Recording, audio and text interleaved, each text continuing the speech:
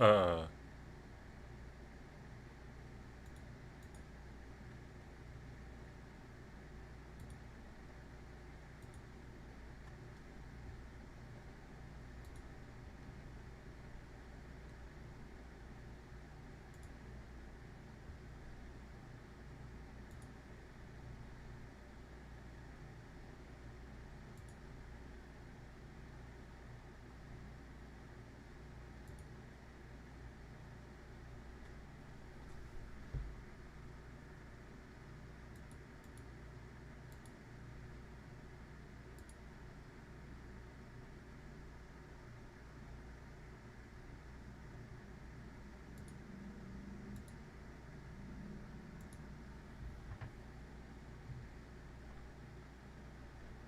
the what? Okay. I guess this means I'm live. Well, that was weird. I just got some weird message from my thing, and then I couldn't find. Literally, there's a hard drive on my computer that's now just missing. Good times. This is why you pay other people for tech support, right? All right. Well, let's get down to it, cause it's Tuesday on the stream. I'm Christian. This is the Eternal Chronicles, my live stream, eternalchronicles.ca over here. A website which is woefully in need of updating and some work done on it, but we're gonna try and get some of that done this week. How's everybody doing?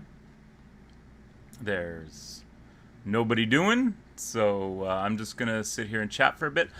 My sore throat's kind of coming back, so I'm wondering if that has anything to do with anything. But regardless, that is going to affect some of my content today, because I think what I'm gonna do is I'm gonna shut up and paint.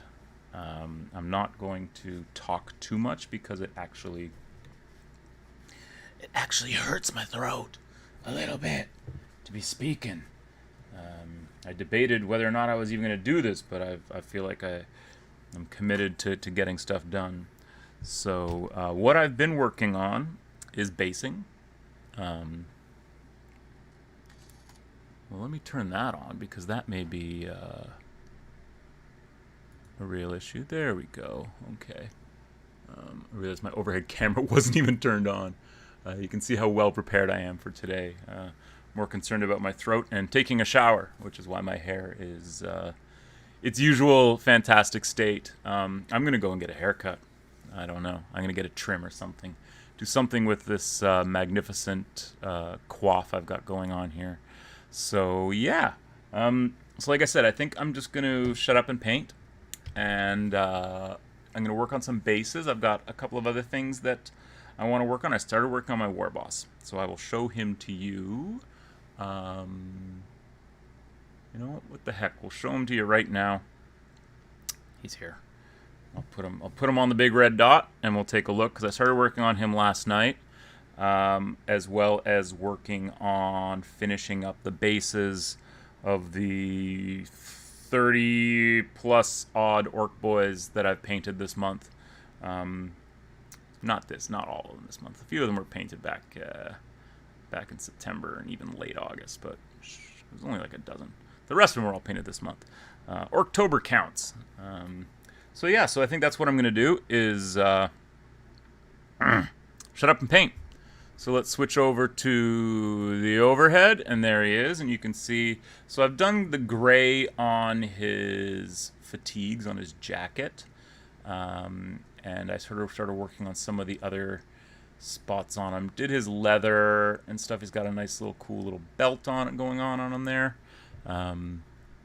Yeah, so the shoulder pad and the back plate here are going to be red, and you can see that I've been working on him. I think what I'm going to do on stream is I'm going to paint his skin, because I base coated it and then put a little bit of a wash over top of it, so it really starts to bring out the character in that face. And this kind of orky face would become sort of like Kev Adams, like early 90s general look. If you look at all the Orc Fantasy Boys that he did for 4th edition, and a lot of the, obviously a lot of the orcs that he did coming into that because these actually preceded those by a bit.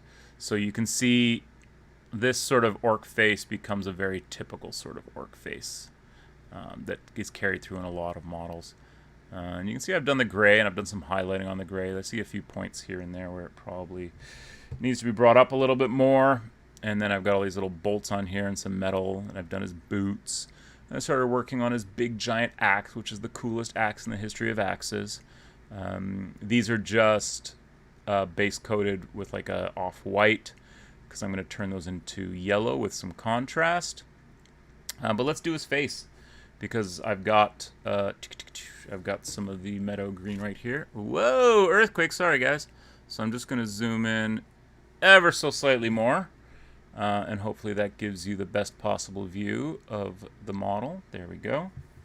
I'm going to get out my golden skin, and we'll put that beside our little patch of the meadow green here. And then we're just going to start highlighting. So I'm going to start with mostly meadow green. And again, he's a character model. He's a centerpiece model. He is the warlord of my army, although he doesn't really run the show. He thinks he does. So I want to put in a little bit extra effort on getting his skin right. So I will show you. I'm going to start on his chin, because that seems like a good enough spot to start on an orc. And I'm just going to run that across like that. And then a little bit more. And again, I'm using a little bit of the golden skin with that meadow green to highlight it up. And we'll do his lip as well, because that's going to be something. It's going to be an orc face for sure. I don't know what it's going to be, but it's definitely going to be orky. So we'll do the chin right there. That sort of helps to bring things up a bit. You can also do like a little bit like feathering. This. Keep on feathering it, bro. Which will help with the transition from the dark green to the lighter green. So yeah. Oh man, yeah. So I think I'm just gonna paint and maybe whisper a bit. We'll see. I have a hard cutoff at 1 p.m. today. I tried to start the stream early, and then all of a sudden I started getting these weird messages coming up because I was gonna start a little bit early. Basically, I jumped in the shower when I got home from my walk, which is like a power walk. So I'm a power walker now. You know, it's a thing I do. And so I jumped in the shower, which is why my hair looks the way it does. And yeah. And I was like, oh, I'll start the stream like 10 minutes early. And then I came to start the stream 10 minutes early, and there was like a pile of things going on. And I was like, oh, wow. I guess maybe I'm not going to be starting the stream 10 minutes early. We shall have to wait and see. But I did start on time, as I usually do. Whether anyone's watching or not. Right? That's what you got to say.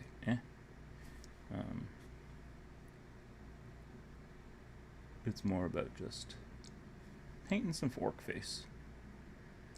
So you can see I'm being a little bit more subtle, a little bit more detail oriented. The thing about these nice big orc heads is that they're fantastic to paint on because there's so much surface of them to paint.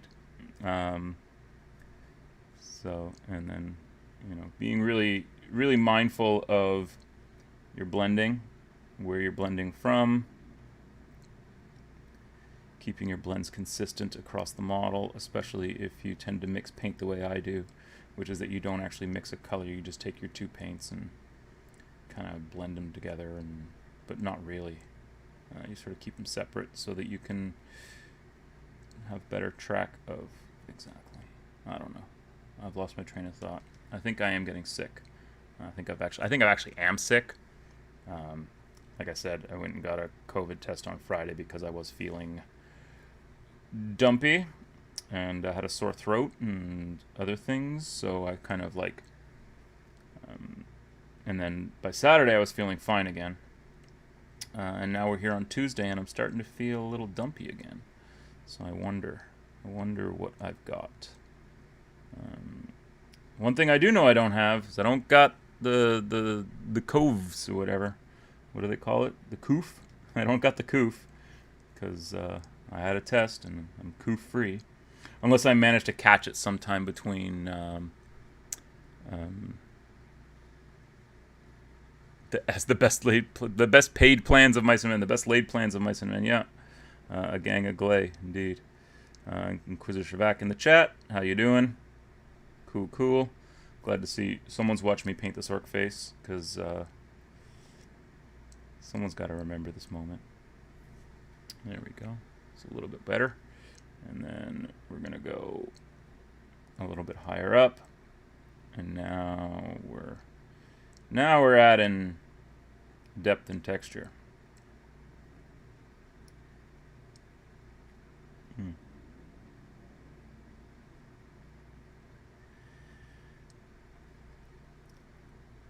So yeah, and I have a hard out. I think I already mentioned I have a hard out. I gotta end the stream at 1 p.m. today, because I gotta go shopping. Yeah, very exciting. Not really. Now, if you knew what I was shopping for, you'd be like, well, that's pretty dull. But it's not orcs. I ain't shopping for orcs.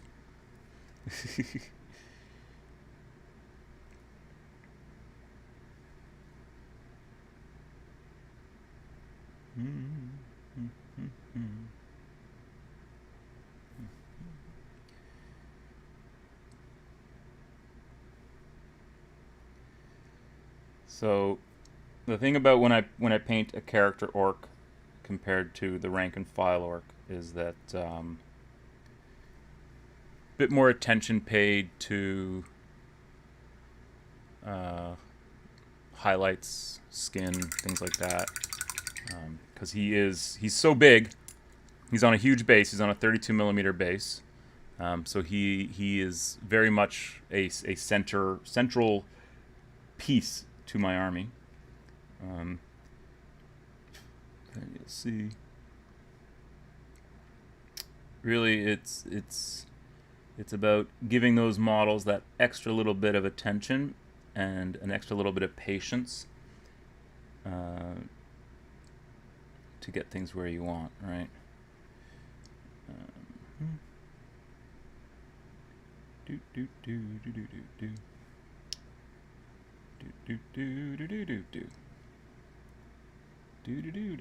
know, for someone who says that his throat hurts and he shouldn't talk, I'm sure I'm making a lot of noise.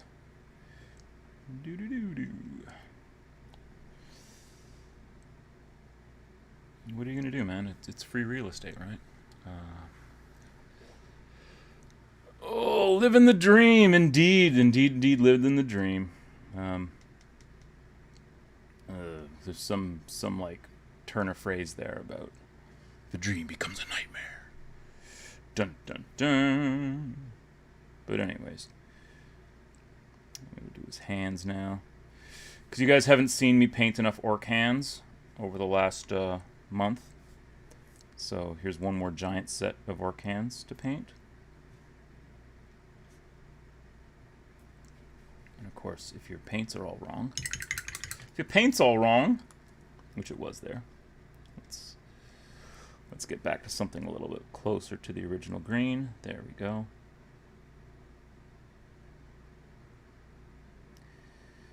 Get those orc knuckles. We could have just called this whole month the month of painting orc knuckles, because I feel like that's all I've done on stream is paint orc knuckles for your entertainment. Are you not entertained?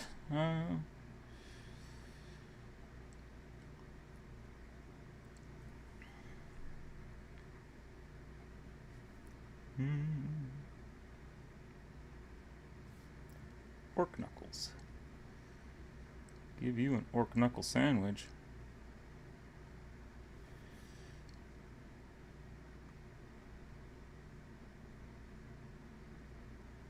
We'll do his thumb.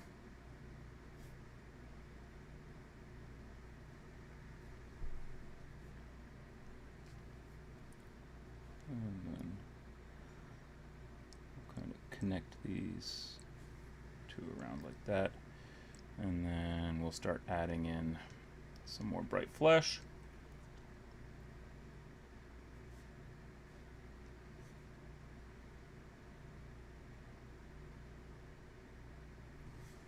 Pick out those knuckles.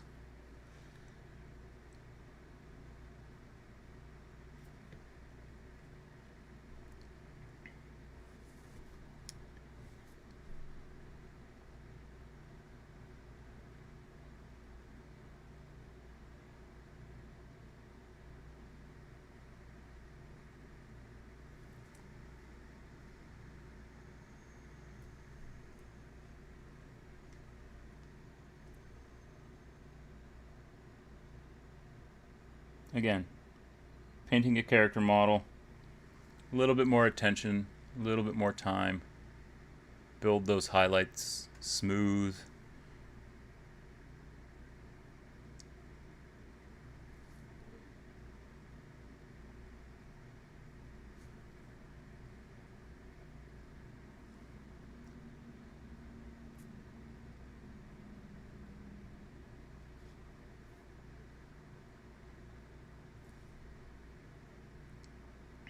Do.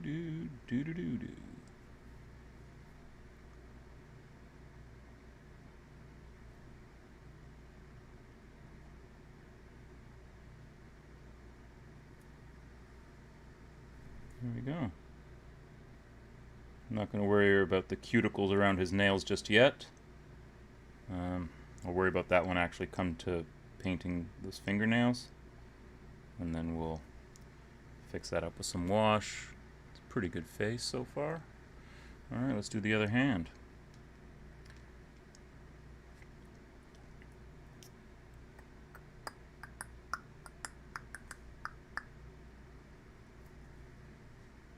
So, how's everyone's ORKTOBER going? Is it going? ORKTOBER's almost done. My kid was very excited. She thought Halloween was on Friday because obviously Halloween at her school is on Friday. And then I explained to her, well, I think actually Halloween is on Saturday. She was like, well, what are we going to do? I said, well, unfortunately this year it doesn't look like there's going to be any trick-or-treating. So instead what we're going to do is we're going to get some candy and some popcorn for her. I won't be partaking. I might have a celebratory protein bar or something. And we're going to watch a scary movie. She wants to watch Annabelle, which I have no idea. I think it's about a killer doll. The only killer doll I know is Chucky and Teddy Ruxpin. Teddy Ruxpin was a murderous son of a bitch.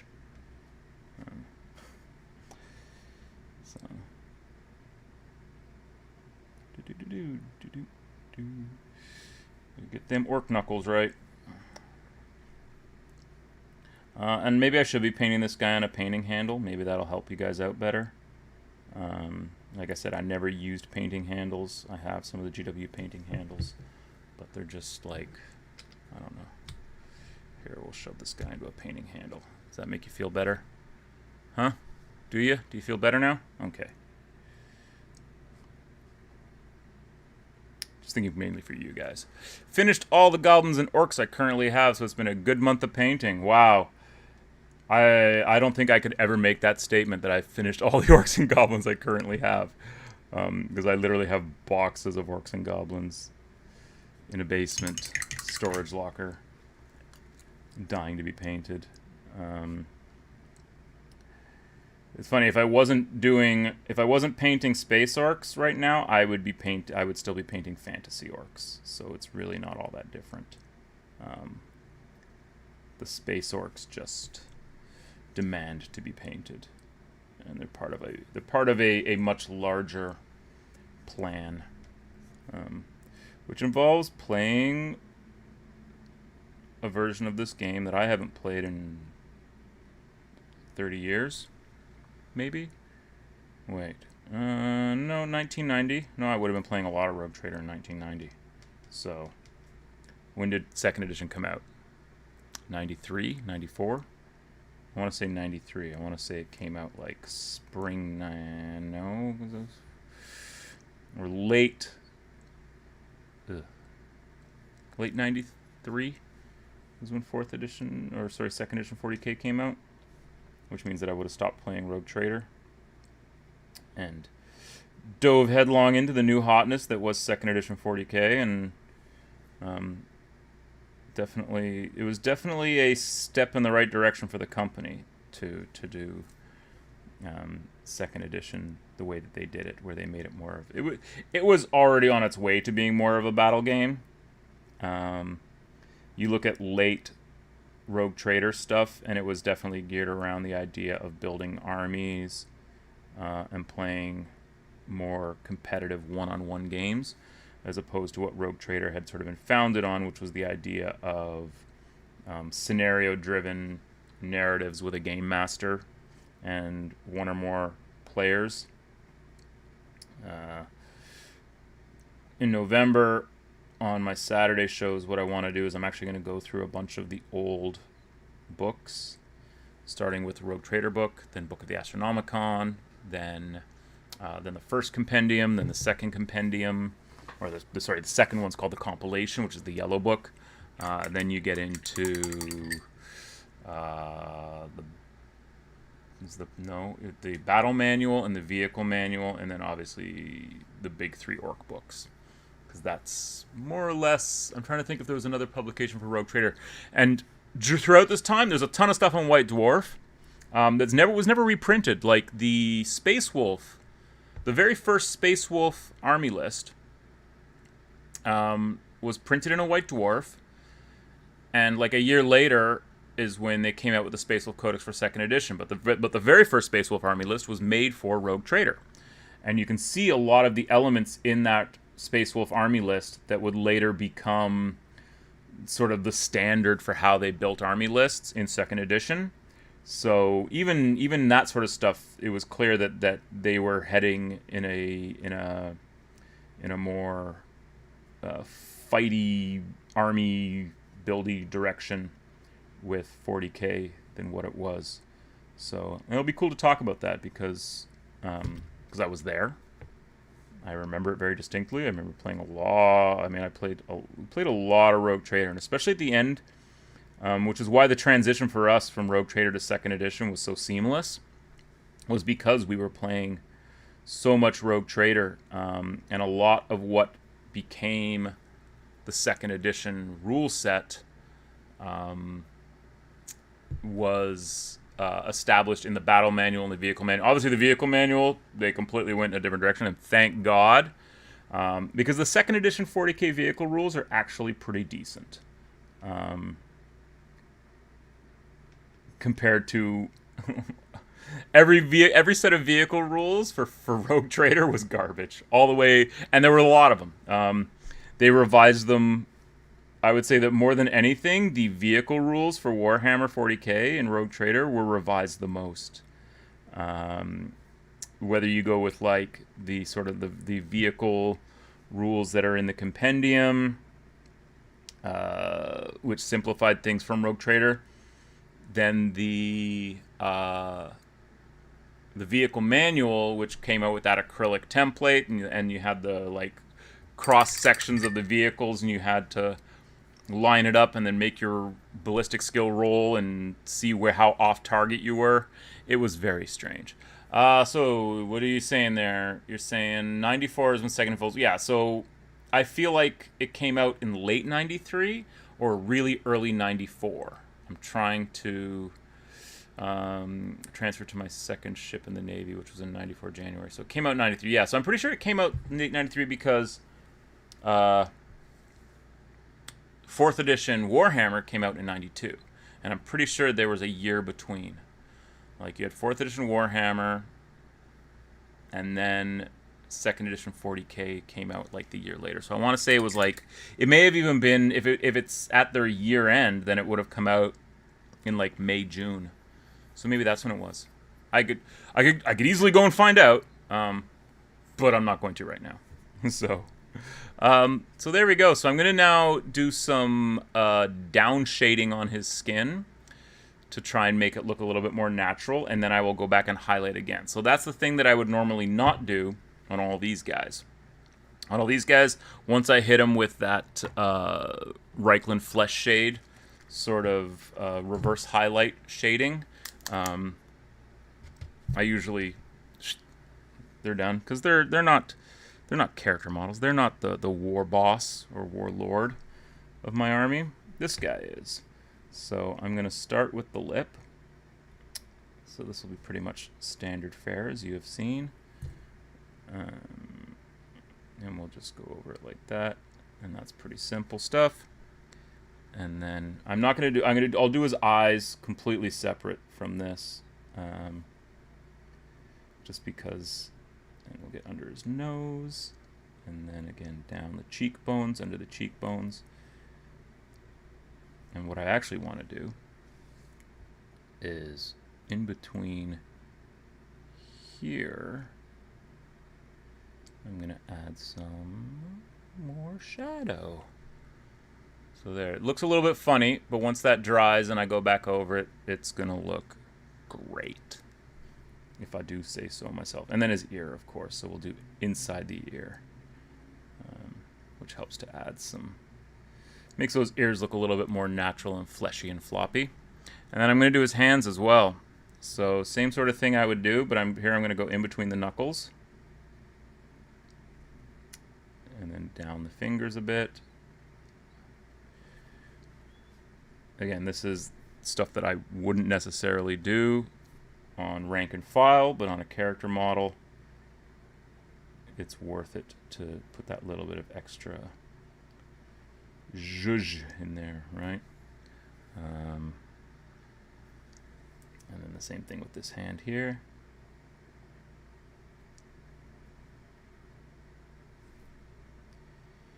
Get in between those fingers with that flesh shade. And then the palm. What of his palm you can actually see. And then here's where we'll get around the cuticles leading up to his nails, because you kind of want that. All right. So one thing about these painting handles that I will say is they're not great for metal models, because it raises the center of gravity and they will tip. And I think I told you a horrible story about my Gazcol. My poor little Gazcol Thraka here, who fell down and bent his sword, which I then had to bend back. He had a perfectly, beautifully cast sword, and you can see it's kind of a mess now because I had to bend it back because he was on a painting handle and he took a header and went straight down. And you can see I've even done the flesh on Gazi more cartoony. So this was just sort of I wanted to paint this Gazcol. And I still need to finish him. Maybe that's what I'll do on like the last day of ORKTOBER, is we'll finish my Gazcol. I have some other ideas too, but in terms of where I'm at with these guys, I'm going to have most of these orcs done and based hopefully this week. We shall see. We shall see. All right. So back to highlighting. So like I said, I went back over it. Now I'm going to go back over it again and try and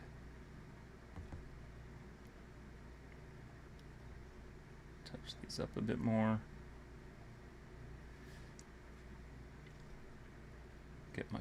Get my golden highlight, or my golden flesh, in the mix there, and really try and pick this out nicely.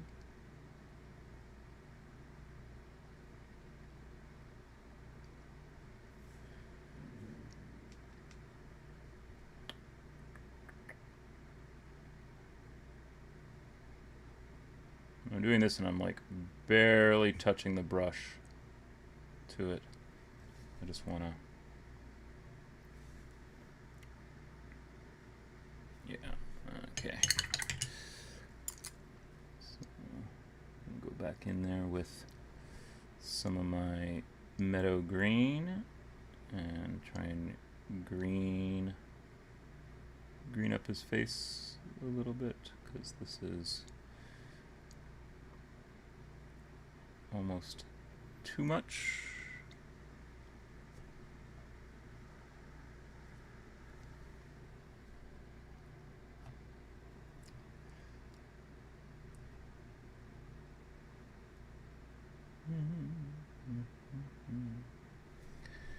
All right.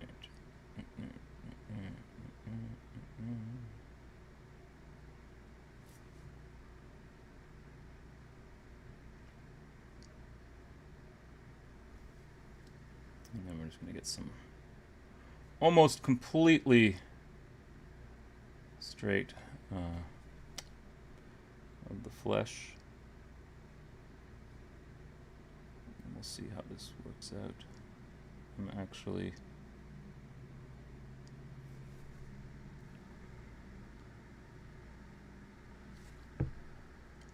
there almost might be too much shade on that upper lip, and it's starting to bug me.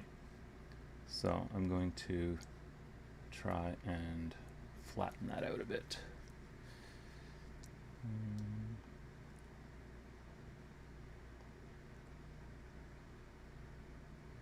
And the way I'm doing that is with a watered down base coat that I will place over it so that when it dries, it will dry translucent, but we'll hopefully lighten that up a little bit because I think it's, yeah, that's much better.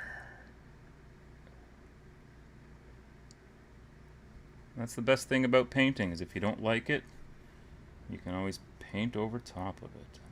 And hopefully that cleans things up for you. Because, yeah, it just wasn't quite looking exactly the way I wanted it to, and it's much, much better now, much more subtle. There we go. So, doesn't take much to paint orc flesh.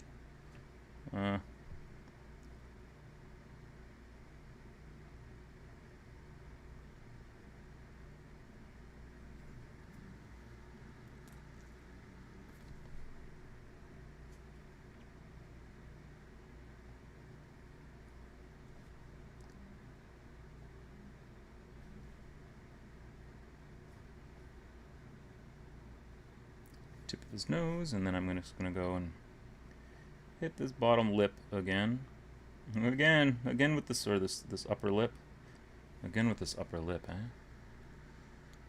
That's pretty good.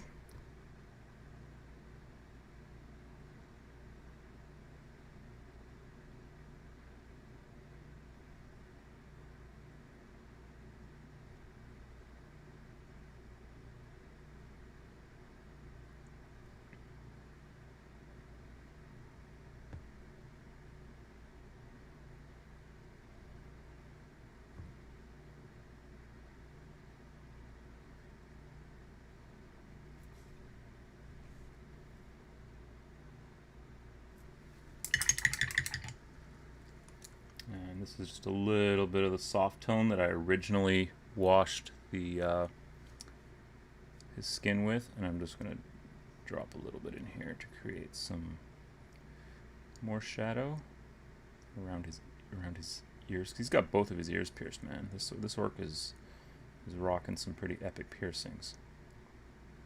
All right, and then yeah, so maybe just a bit there. There we go. I'm pretty pleased with that. So, Javier, I don't want to butcher your name, Javier. Javier Zapico Quinones. I don't speak Spanish. I'm not American. I'm Canadian. So our second language up here is generally French. Well, I hope I got your name there right, Javier. You ask, are you going to use them against Ash's, I assume Ashbarker's Modern Marines? It could be fun. This orc army has been built so that I can essentially build a list in almost any version of the game. It would be a weird list in like 3 to 7, editions 3 to 7, or even editions 8 and 9. I'd have to look. I have the current Orc Codex for 8th edition, but in all possibility, but here's what's even better. What if I played Ash and he was using Rogue Trader Space Marines? Go to Ash, go bug him on Facebook, go bug him on Instagram, go bug him anywhere you can bug him. Tell him to paint his Rogue Trader Space Marines, because he basically told me that he would play Rogue Trader with me if I painted a Rogue Trader army. So Ash, I painted a Rogue Trader army. The ball's in your court, buddy. Paint a Rogue Trader army, and I know you've got it. I know you've got the models. I've seen them. So yeah, so you do that. So I think that might be Javier. I think that might be where we're headed with this. Is that we will do a whole series of Rogue Trader games between he and I, and other people who I've roped into painting 30-year-old Rogue Trader models. But yeah, so that's I think what at least that's what I want to do. So go bug him. Go tell him that I'm talking shit about him and that he needs to step up his game and paint his Rogue Trader Space Marines. Sorry, I'm just putting some soft tone on this to make the gold a little bit more gold and less whatnot. So yeah, so do that. Go tell Ash. Go tell him to get his Space Marines done. Because I have a few Rogue Trader era Space Marines, but I don't have enough to make a fieldable force, at least an opposing force that rivals this massive amount of orcs on my desk. But he potentially does. And if he doesn't, then I'm sure he has the ways and means to do so. So, but I know he does. Go bug him. Go tell him. Go tell him I sent you. Cause yeah, he's gotta get those Rogue Trader Marines painted. I'll bug him on Patreon. Perfecto.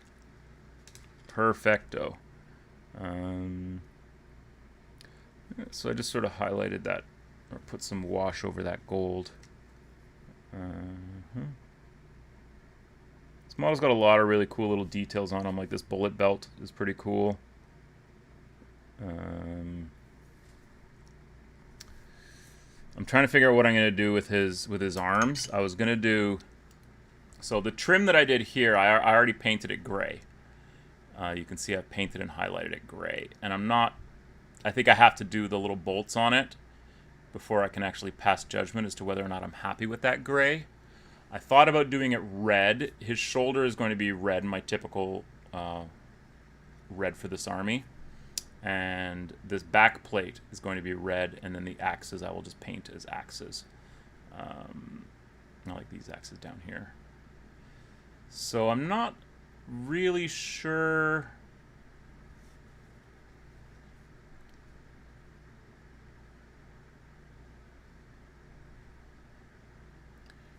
The question I have is his cuffs here.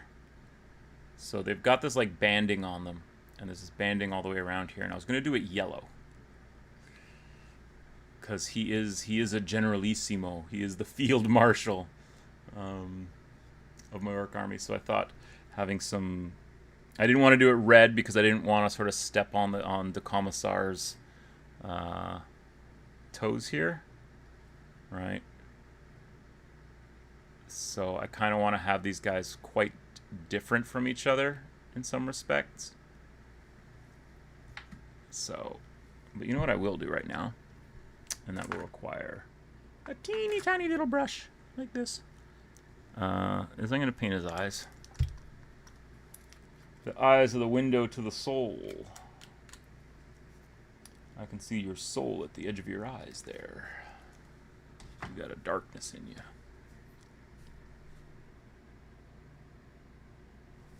Alright. So the eyes are all the way up underneath here. So it's a real task. Let's see here. There we go. And then how about over here? There you go.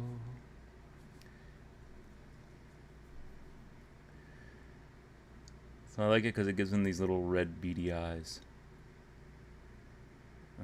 My backstory for this guy is he is actually a puppet. The Inquisitor is the one who's running the show. this guy actually replaced the former war boss who wasn't buying the Inquisitor's bullshit. Let's just leave it at that. So the Inquisitor basically had him assassinated, and this guy is like a puppet war boss. I don't know. I'm building a narrative for the campaign that I want to do on this channel, and then also sort of have it indirectly tied in with whatever action I do on his channel, using old models, because that's I mean there's not too many more places you can go with the way Ash covers things on his channel. You can throw back and we could play first edition Fantasy Battle. Good luck with that. I've tried. I shouldn't say I've tried. I read the first edition Fantasy Battle rulebook and gone, okay, so I guess we'll start with third edition. Because there's no doubt that each edition of the game, for a time, makes the game more accessible and easier to play. And obviously, for a game like Warhammer to have any longevity, you have to keep bringing in new people into the hobby, right? Because old people are gonna come in, have their time with it, and then they're not going to. They may play it, but the key is obviously getting them to spend money on it.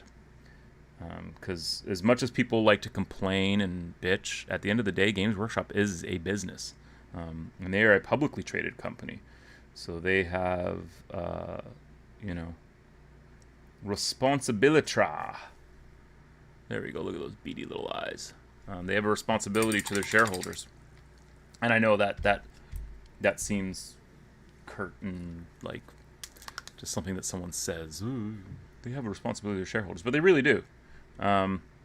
Now, you could argue that Games Workshop going public was not a great move artistically for the company, but business-wise, it was the only move for the company, right?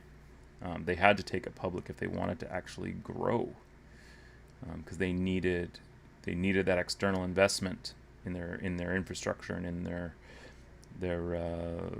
manufacturing and things like that, right? So that they could do things like plastic kits. A lot of people may not know that Games Workshop spearheaded a lot of the technological advancements in. They put a lot of R&D into figuring out how to produce the plastic multi-part plastic kits that we use. They sent guys all over the world. They sent. This is all hearsay, so don't take it as I know the gospel, because I really don't. But I know that, I was told that they sent guys to Japan to visit the Bandai factory to see, because if you want to see plastic model kits done to the ultimate degree, just go look at Gundams. Just go look at the way that Bandai produces those kits. A, they're all snap fit. B, they've got working mechanical joints. I spent 2017. I built a bunch of Gundams, and I built a bunch of Gundams, different kits, MGs, which are the master grade, which are the ones with a lot of the articulation stuff. The high grades, which are decent, but don't have the same level of detail. But you can build a high grade in an evening, whereas a master grade, to build it properly, could take you the better part of a few days, which is what I've found, is that master grades, you could spend an entire evening building one leg, right? Because there's so many pieces in there and so many little parts, and those parts affect each other because they're attached and hinged, and there's joints and all that stuff. I'm going to work on the red.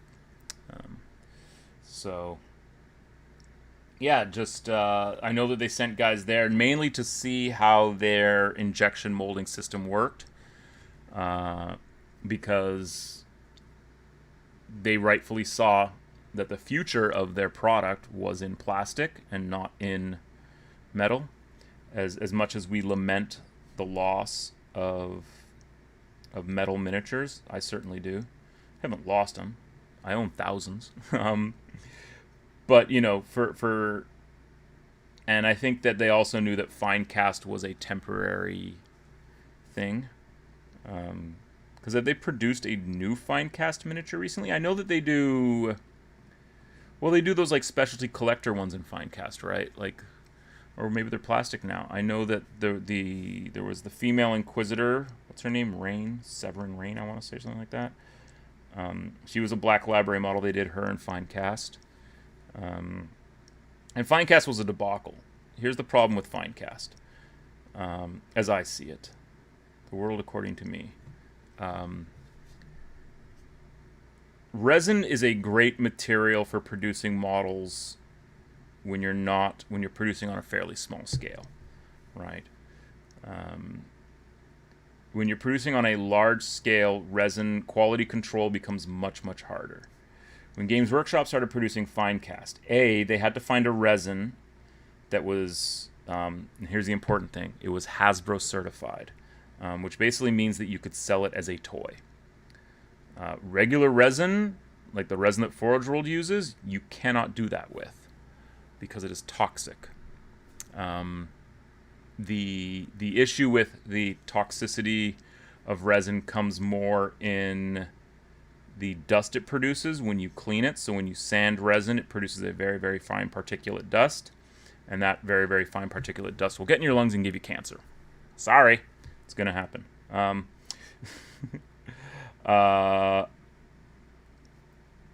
that's going to need a second coat. When you realize the first coat is drying and you're trying to put a coat over top of it and you're just pushing paint around and you go, ugh, let's just stop. And so yeah, the Finecast resin, if you've ever sanded it, I've never seen a product that is both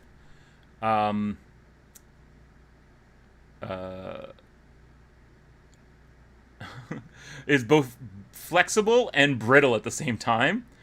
Also, if you ever try and sand Finecast, it doesn't come off like a powder like you would when you're sanding a regular resin. It almost like peel. I just don't. It's a weird substance. Now, when they redid Finecast, they redid everything that was in metal. They redid with a Finecast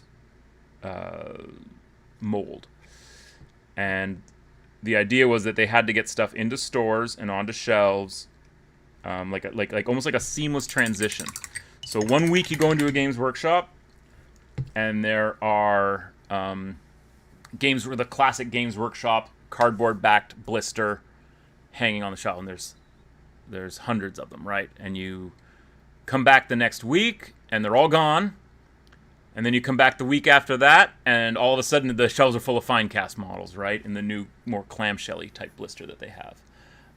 So I think that they were probably manufacturing those for like 6 months ahead of time to get them all made. To get them, they had to make all the molds, which means they had to bring in people who knew how to make resin molds, which means Forge World guys and retraining all your foundry people that you're not laying off, because they had a foundry and then they didn't have a foundry, right? So all those people you need to retrain, because they're now not spinning up big vulcanized rubber tires with models and with molds. They're spinning up whatever the Finecast mold looks like. The problem with Finecast is that it is not the best resin for that particular product. So the material itself is a compromise. And at the end of the day, that's what made Finecast a failure. Newer stuff that I've seen that's come in Finecast is much improved. I have an Eisenhorn that they did for the Black Library, I guess, 20th anniversary of the Eisenhorns book, because those books came out in, 2000? The Xenos, Malleus, and Hereticus, those 3 Dan Abnett books. The Eisenhorn trilogy. So I think that's what he was released for. They released him for that. And he's a Finecast model, and he's fine, But I don't think they produced him in huge quantities. there were issues with bubbles. There were issues with miscast. Like I said, my wyvern, my Azhag the Slaughterer wyvern, who's been sitting half painted for years now. Not half painted, but unfinished for years now. It took us going through all the boxes at a Games Workshop store to find pieces that we could make one good one out of. And I think there were like 3 or 4 on the shelf, and we still didn't do it. I had to call Ash. This is the one time I cashed in my, hey, I know someone who works for Games Workshop down in Memphis card, and I called up Ash, and I said, look, I'm asking you what I should do, because I'm gonna call mail order and let them know that I bought an Azhag the Slaughter at the Games Workshop store in Toronto, and we had to go through all the boxes, and I still don't have an Azhag that is decent enough to do. And then someone went down and found one for me. And I'm not saying that I got any special treatment because of that. I get special treatment because I'm persistent and I'm noisy. That's why I get special treatment. Not because I knew someone who worked in Memphis. I just happened to know someone who worked in Memphis that I could call ahead of time and say, hey, this is what I'm going to be doing. I don't know what to do. What can you suggest I do? And so I finally got an Azhag that worked, which also means that I have in a bits box somewhere a completely insufficient Azhag, because they sent me a whole new Azhag. Look at how good that shoulder looks on there. Wow, what a great model. I love this miniature. I'm gonna make his axe nice and colorful too. I think here I actually want to do hazard striping. Whoops, sorry. Here on this part of the axe head, I want to do some hazard striping because I think that'll look cool. That'll look cool, right? I also thought about having a flame coming out of the top of this. You can get some like second aftermarket bits. There's just like a little flame coming out of the top, because maybe this is a combi weapon actually, and it's actually a flamer. Because it looks kind of like he could shoot fire out of the top. Because there's definitely something going on at the top up here. Like it could be a barrel for whatever. And there's like little canisters down here, which I guess would be power for the power axe, but whatever. We'll do what I want. I'll do what I want. So yeah. So that's my rant on Finecast. Is that I think they always knew that it was just going to be a temporary thing until they could replace things with plastic. But obviously they have to do cost analysis and see, like, okay, is it worth it? You know, because there's a lot of models that could use new models. Inquisitor Shavaki say basically, i.e. most of the Craft World line. Exactly. Those, I am so happy that I have 6th edition metal Eldar Aspect Warriors. Because A, they're fantastic models, and B, they redid them in Finecast and they fucking suck. The metal ones are great. Plastic ones or the Finecast ones are just trash. And I've tried. I made a jet bike mounted Autark, and I used some Finecast, the spear for the shining spear is a Finecast shining spear, and it just refuses to stay straight. It's been straightened so many times. I've run it under hot water and straightened it. Finecast just wants to go back to whatever its cured form was. Your rant on Inquisitor Vax, my rant on Finecast, it's subpar. It is extremely subpar. Subpar to the point where I will say that there were armies that I thought of, or there were models that I didn't buy because I could only get them in Finecast. Like, I would have bought this and painted this, but because I can only get it in Finecast now, I have no interest in it, right? You know, which is also why, like, metal versions of things that are currently available in Finecast tended to increase in value if you were selling them on in the aftermarket, right? For a while there, I still have like 30 metal incubi, because some guy posted on a trading group. He's like, "Oh, I've got like 6 boxes of." I guess it's not 36. Would be 6 times 5, 30. Yeah. He's like, "I got 6 boxes of metal incubi." And I like immediately contacted him and was like, "I'll take them." And I think I actually sent a courier to his house to go get them, because he lived in Toronto. He lived in the GTA. Because I have a Dark Eldar army that is never been played, but has been worked on over and over and over essentially since the initial release of them. Because I think they're really cool. Sorry, not the initial release. The initial new re-release. So I guess that would be 5th edition that they did them again. So the current models, I have a huge Dark Eldar army of the current models. And I have 10 Incubi painted for them. And I had Finecast Incubi. And I had the same problem. Going through boxes at Games Workshop, like, can I get 5 Incubi that don't have giant holes in them? You have the servo harness Tech Marine and Finecast. Oh, I feel bad for you, son. That's awful. Yeah, I have a bunch of those servo-armed Tech Marines. I converted them into Red Corsair Obliterators.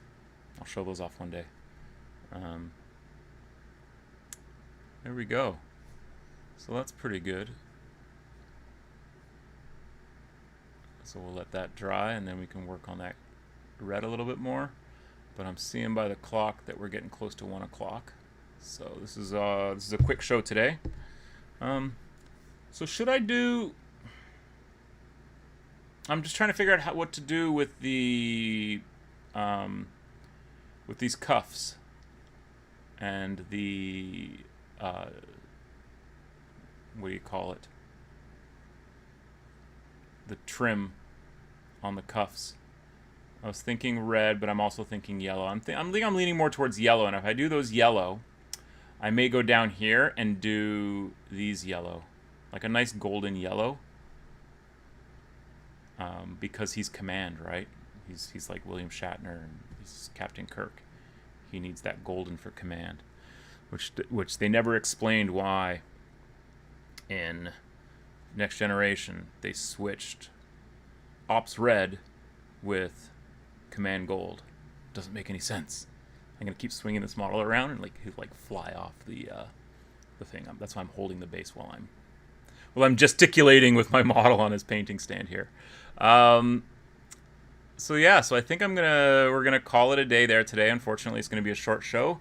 Tomorrow, I promise I will give you a longer show. We'll definitely go to 2 p.m. hopefully, because I do want to finish all these bases. I can show you sort of where I'm at with that, as I've been working on plenty of basing. So you can see this guy has now had some cork added to his base, and then I've gone over with the Agrellan Badlands and the Agrellan Earth. So the Agrellan Badlands being the one with the microbead texture, and the Agrellan Earth just being the chipping medium. You can see it's starting to cure here. So it's starting to give me a nice little hard pan parched earth look there. And I've done that for almost all the models. I have 6 guys over here that I was actually going to do on stream.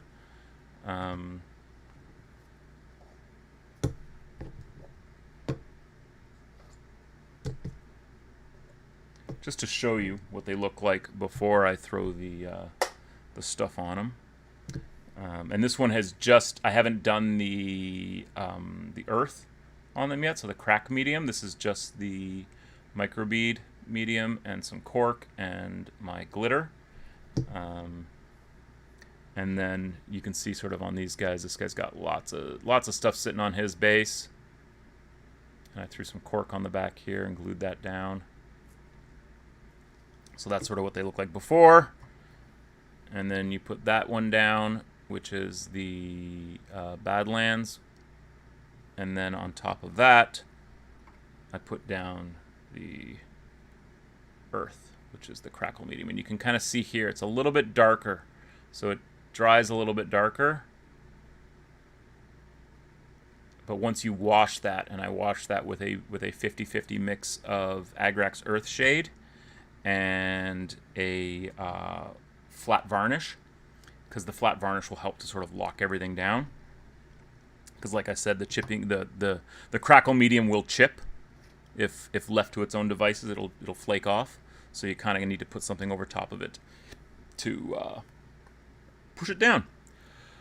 All right, well, we're coming up on 1 p.m., guys. So that is going to be the show for today. The stream, I guess this isn't really a show. This is a live stream, right? What's the difference? I don't know. A show has credits. Those are the credits rolling by. That's what my fingers are doing. It's the credits. So yeah, that's about it. I hope you guys are having the rest of your Tuesday is good. I'm going to go out and take my walk. My afternoon walk, which basically means I'm actually walking to go shopping because I need new clothes. Because the one side effect of weight loss is that most of my clothing is getting a little bit too big for me and doesn't fit me as well as it used to. So I know it's a terrible problem to have, right? And then here's the thing though: do I throw away my old fat guy clothes? Because that's the real commitment to never going back to being, you know, close to 300 pounds.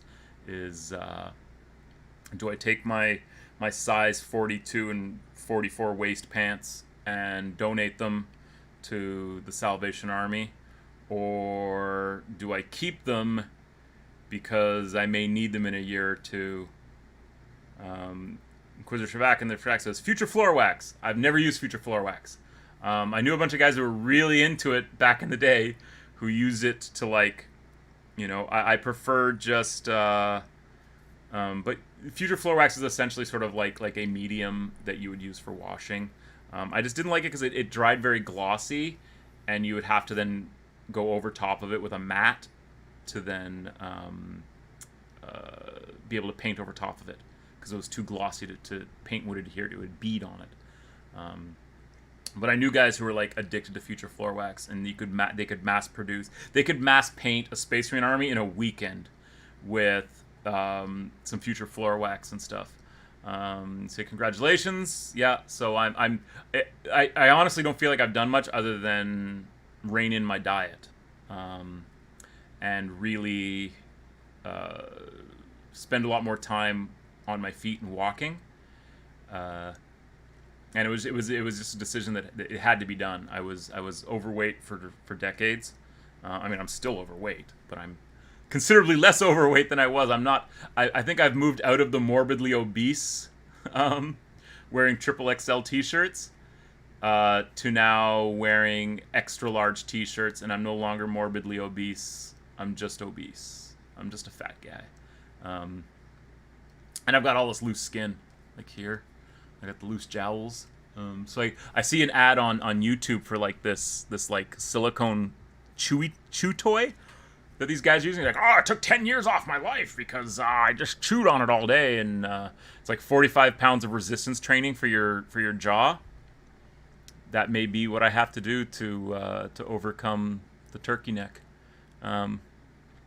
We'll see. Throw them in the donate bin. So I think I'm going to do that. I mean, it's a lot of clothes because I have a lot of clothes. So I got to go out and actually buy pants that will fit me. I have to go buy a pair of fleece track pants because I'm going to be exercising outdoors over the winter. And I realize all I have is shorts, and it's like, well, it's Celsius up here in Canada, but it's like 4 degrees outside, which I think would be like, I don't even know Fahrenheit in the States. Was that about 40 degrees, 50 degrees in the States?